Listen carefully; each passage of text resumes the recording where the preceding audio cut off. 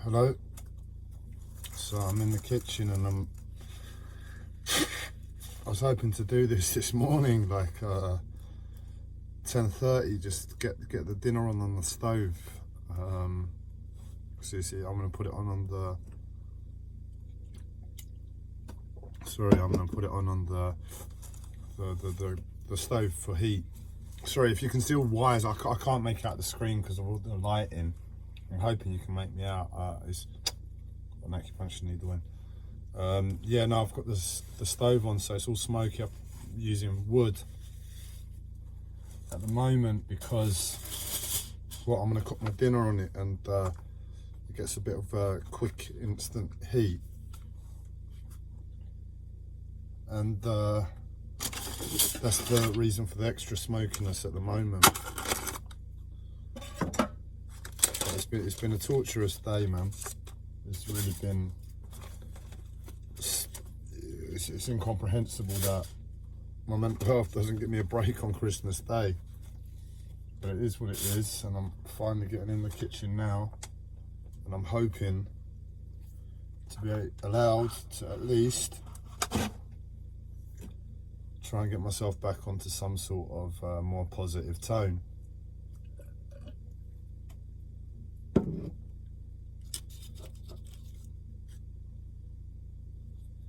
And I might just be allowed because I've been fighting to remember all day, because I wake up and I'm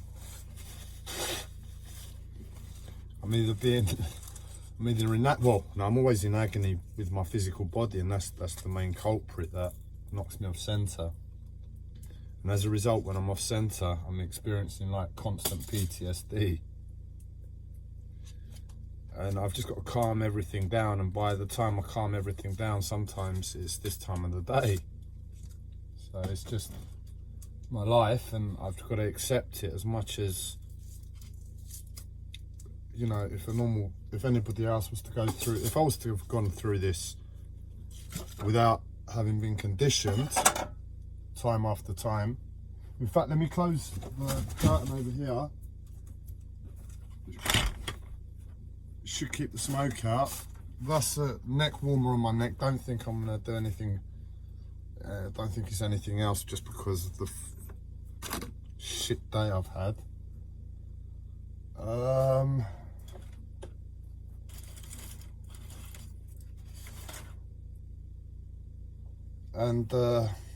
Yeah, I'm just hoping to get myself back on track.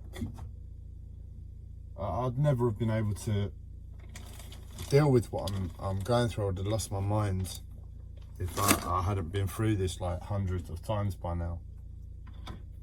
It's the same thing, and by the time I fight and I finally remember my memory, like where my physical body is at, so I can start working on my physical body in terms of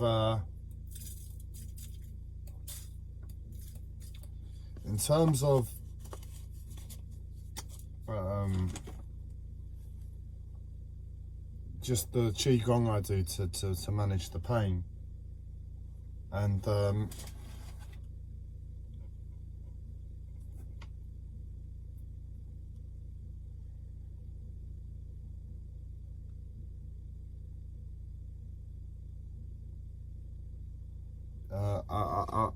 I'm starting to get to grips with my memory now, and the best thing I can do is keep positive, keep focused through it. Hence the live stream. I appreciate the content I'm putting out at the moment. It's just must be horrendous to see from anybody else's point of view, and it's, well, yeah, that is exactly what it is. It's horrendous. And I can't do anything about it. You know, I know how to be appropriate. I know how to tone things down. I know how to make things a little bit more digestible to the ears if this is what I've chosen to do. I don't wish to offend anybody for no reason ever. But I appreciate that the nature of the circumstance, that's what ends up happening sometimes.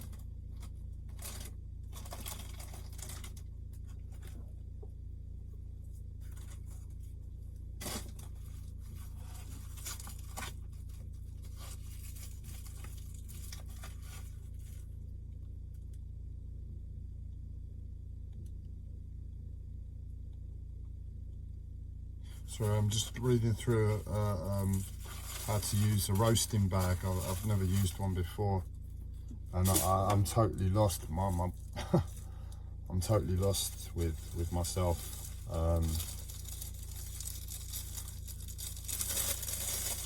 I got downloads last night, and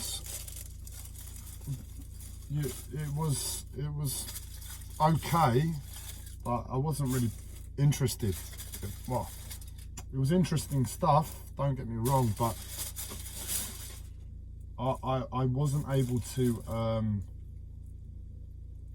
truly get value out of it, because I was only actively putting myself in a place where I can get a download, so to speak, because I was in so much pain. So I thought, let me distract myself with making a download. Making a download. You can see how fucked up I am, so it might take 5-10 minutes to get myself back on track.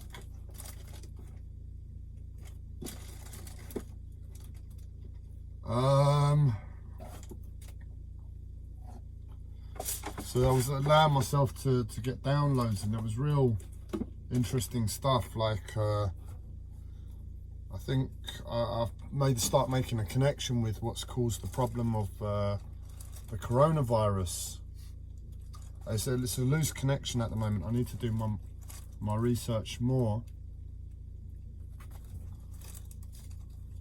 But right now I'm talking about it and I'm being raped on an energetic level, so I'm going to start.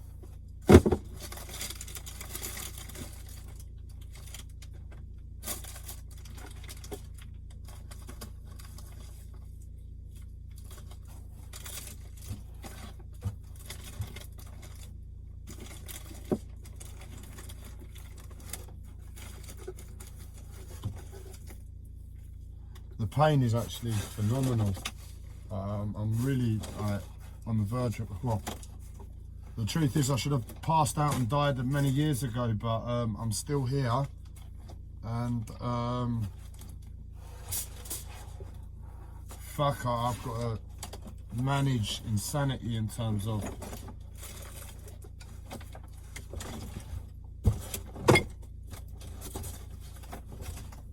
what I'm being asked to experience with my body. It's just like, it's not possible, you know.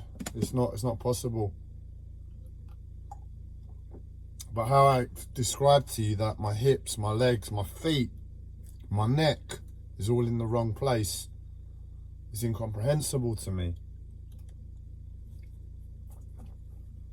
It's like my hips are just changing from a man to a woman. Just as an analogy, just to give you an idea of the extremes my body is going through. And I'm here trying to figure out, well, what do you season a Christmas turkey with? And I can't think for shit. So I'm just going through every single herb and spice I have, and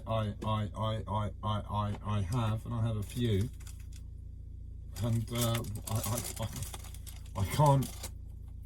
I don't have the means to lots of time.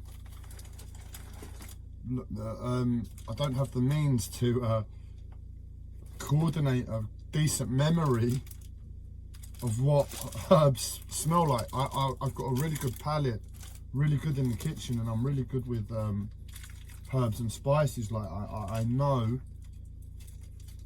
what herbs and spices to use with relative ease. I'm very what's the word, when you're guided by your tongue. I was a fat kid and I loved food, and I still love food. And I'm not stupid about it, so I'm aware of health and I'm aware of taste. I'm aware of good food, and I can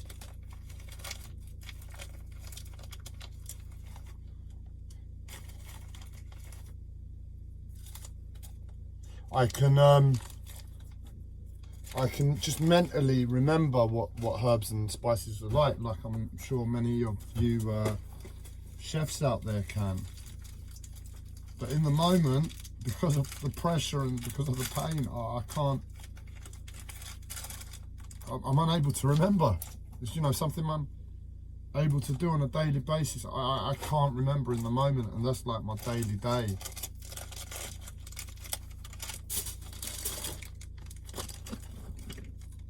So we found some cinnamon that I'm gonna need. We'll just chuck some tarragon on. I'll take the chance. It sounds like a winter herb in my head. There's some more cinnamon. I've got too much cinnamon here, man. This is helping me just talking at this level a bit stupid. It's rosemary. Yeah, these are all winter herbs. Cool. And I think that should be fine. Oh, we will chuck a little bit of cinnamon on. I was going to use that for the potatoes. The Greeks often do that. Pinch of cinnamon, some bay leaves on the potatoes. It's really nice. Lots of oil. They use far too much oil and lots of salt. And that's pretty much it. Lots of bay leaves. And oh, I'd love some bay leaves right now talking about them, but I can't seem to find them. I don't think I've got any, I mean to say, sorry. So let's take it to more of a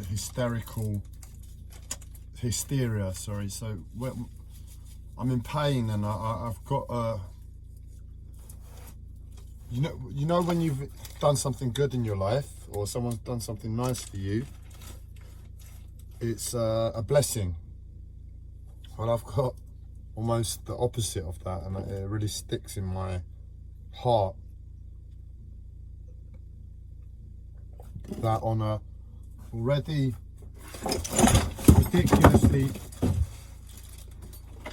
unpleasant experience of hospital. I'm talking about a mental health ward right now, and the main reason is because I don't appreciate the side effects of the medication in simplicity on any level. And on the last admission to hospital,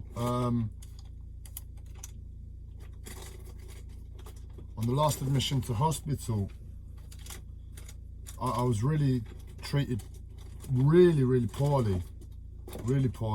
I was in a lot of pain, and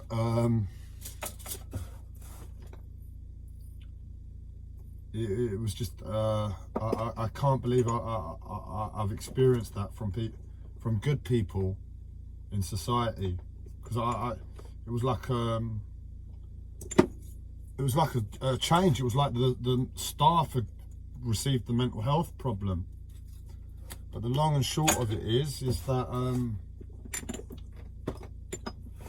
what I believe they were fundamentally trying to show me was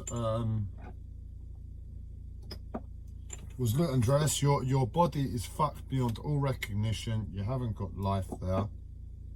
The best thing to do is learn the hard way through this experience, and ultimately allow yourself to enter into hysteria. So the shock of that experience, I entered into hysteria. Had in a way to deal with the pain. I was there for a month, 2 months, I can't remember, and I was screaming in pain every day, and I was asking for help. Please, I'm in pain. Well, I wasn't in any way polite about it, because I was in a lot of pain, and I'm still in a lot of pain. But the message was,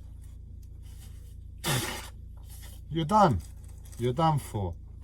Best way you can deal with it is by entering into like a mental intoxication from hysteria. And that's what I'm learning to do now, despite the depression, despite the agony, is allow myself to intoxicate my brain from the screams and just talk on a slightly more pleasant level and deal with the emotions at another time. So that's what I'm doing right this moment. So I've got the chicken. I've got the chicken. I've got the chicken in a roasting bag now. God knows how that's going to come out. I've never used one, as I said, but I'm going to put some foil on top just in case, because I'm putting it on the fire.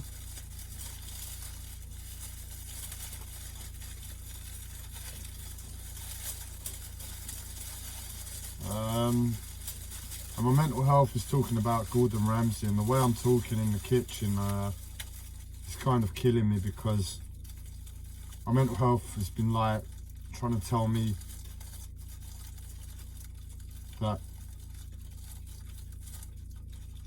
you know, I appreciate Gordon Ramsay, and I also on a human level, I'm not afraid to see problems in the man.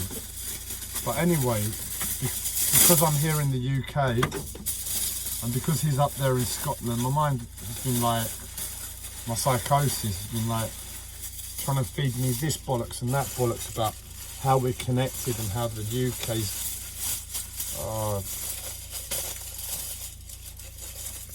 I'm really struggling. I'm struggling to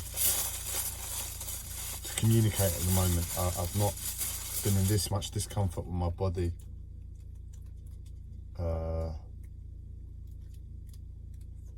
I can't deal with my body, man.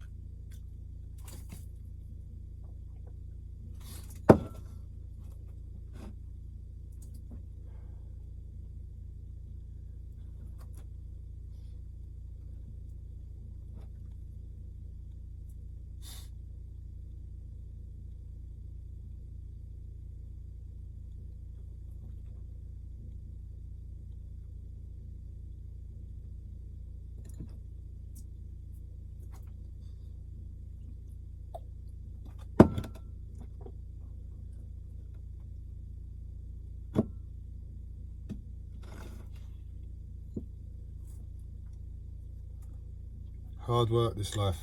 Hard work. Hard work. So I was getting downloads about the coronavirus yesterday, and how it's linked, and it's linked to the pyramids, but I've seen the real pyramid. I've shown it. Oh, flipping out, I've just remembered. I might have to state this now. Because I am being watched by secret services. I've got no shame in saying that's what it's happening in my life, whether others believe it or not. But since I am being watched, I'm pretty sure there's a super volcano under the Mediterranean. That's the downloads I was getting. And essentially the super volcano under the pyramids is releasing sulfur into the Mediterranean.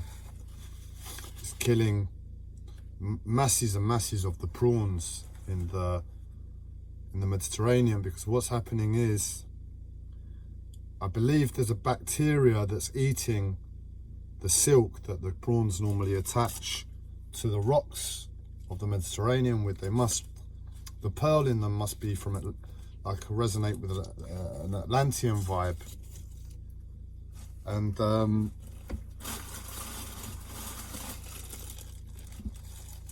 so it's got to be a high consciousness area, because North Africa, you've got the Eye of the Sahara. Go and have a look at that if you've done any research on Atlantis.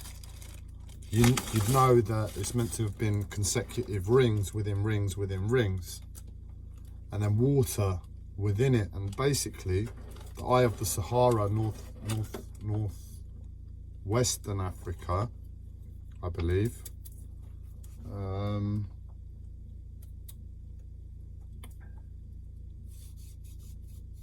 Looks like a dried out Atlantis. And then you've got the stories from Santorini, similar sort of shape, but not quite as depictive of the archetypal Atlantis. And you've got that Italian city, begins with a C, highly advanced. Like back in the day, they had pumped central heating from a central location. You know, can anybody imagine that? It's like, it's incomprehensible that, you know, we're praising ourselves about this, that and other, and they were doing this, you know, with without electricity, without computers, back in the dark ages from our perspective. Begins with a C. It's close to the north coast of North Africa again. So the Mediterranean's a hotspot for your Atlantis, what would you call them, believers. But either way, the information I've had is that, well, it's not too uncommon to believe that, but once upon a time the Med wasn't a sea. It had a floor. It went down, and however it's happened, it's been flooded. I mean, there's been so many possibilities that have come into my mind about how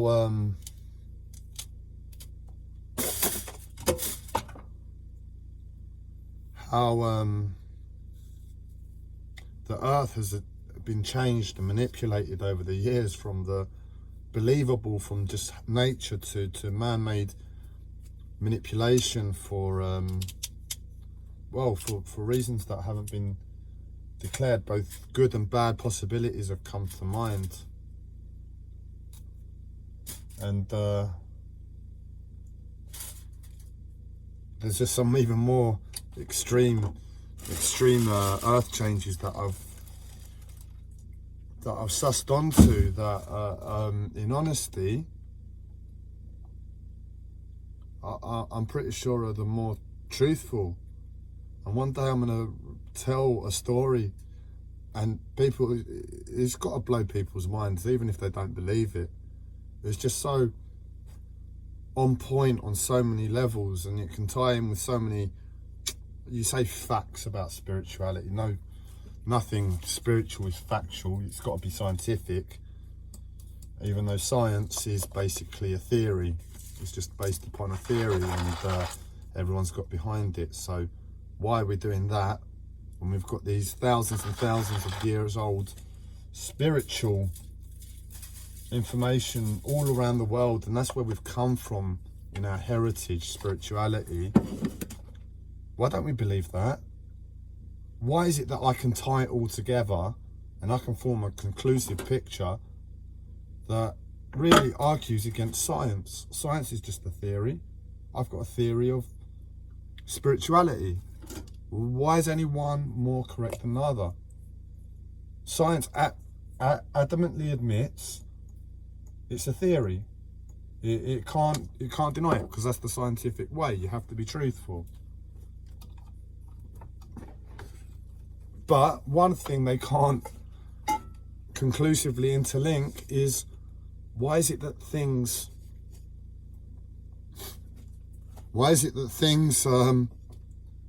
work as they do down here on Earth, but when they get a bit up there in the sky, the science falls apart? Well, I suppose it's a bit more of my radical spiritual idea, but I've got a theory how it all ties in together as well. But it's just a theory, that part. It's not as tied in as other elements. There are still a lot of gaps, but I'm just one fucking idiot with a serious mental health disorder, tapped tapped into something, universal consciousness, the devil, fuck knows. It's just like I'm getting downloads and I'm not quite sure if they're coming from the right place or not. But it's all making sense and nothing's untoward at the moment. But you know, if I had a few trillion pounds like goes into the science industry and a few million people to help me out, I'm sure without any doubt in my fucking mind, using the bollocks, oh no, not bollocks, but using the as truthful theory that is science to back up the information, within a blink of an eye, the theory of spirituality would look a lot more conducive to the theory of science, unfortunately. But you try and tell scientists that, it's going to be hard pressed to believe you. Sorry, Mr. Scientist. I'm not forcing anything on you. Believe what you want to believe.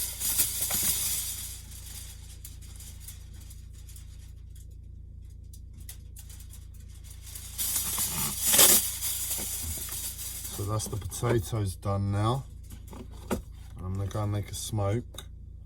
I'm gonna end this live stream now, and I'm gonna come back because I've cracked out of that place, that terror of what's going on with my body, and I'm focusing on something else. So I'll make a fresh live stream for others to watch without the intro that I'm sure most people wanted to kill themselves with. Back in 5.